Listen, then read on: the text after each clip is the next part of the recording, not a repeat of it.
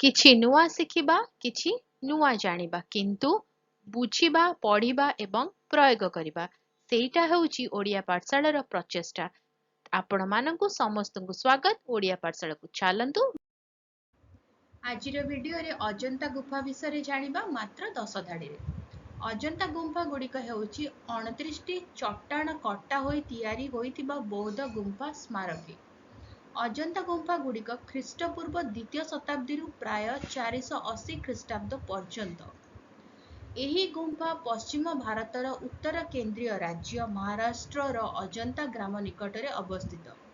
ସେଗୁଡ଼ିକ ହେଉଛି ୟୁନେସ୍କୋ ବିଶ୍ୱ ଐତିହ୍ୟ ସ୍ଥଳ। ଏହି ଚମତ୍କାର ଗୁମ୍ଫା ଗୁଡ଼ିକ ଯାହା ବୁଦ୍ଧଙ୍କ ଜୀବନକୁ ଖୋଦିତ ଆକାରରେ ଚିତ୍ରଣ କରିଥାଏ। ପ୍ରତ୍ୟେକ ଗୁମ୍ଫା ବୁଦ୍ଧଙ୍କ ଜୀବନ ପାଇଁ ଉତ୍ସର୍ଗୀକୃତ। ପ୍ରତ୍ୟେକ ଗୁମ୍ଫା ମୂର୍ତ୍ତିକଳା, କାନ୍ଥ ଭିତ୍ତି ଚିତ୍ର ଏବଂ ଛାତ ଚିତ୍ରରେ ପରିପୂର୍ଣ୍ଣ। ଗୁମ୍ଫା 4 ଅଜନ୍ତାର ସବୁଠାରୁ ବଡ଼ ଗୁମ୍ଫା।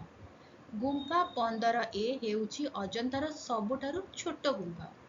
ଅଜନ୍ତା ମହାରାଷ୍ଟ୍ରର ଏକ ପ୍ରମୁଖ ପର୍ଯ୍ୟଟନ ସ୍ଥଳୀ।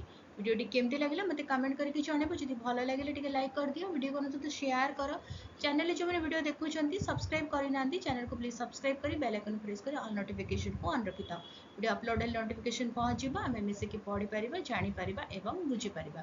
ତାହେଲେ ଦେଖା ହେବ ଆଗାମୀ ଭିଡ଼ିଓରେ। ଭଲରେ ରୁହ, ସୁସ୍ଥ ରହିବ, ମୋତେ ଅନୁମତି ଦିଅ। Bye bye.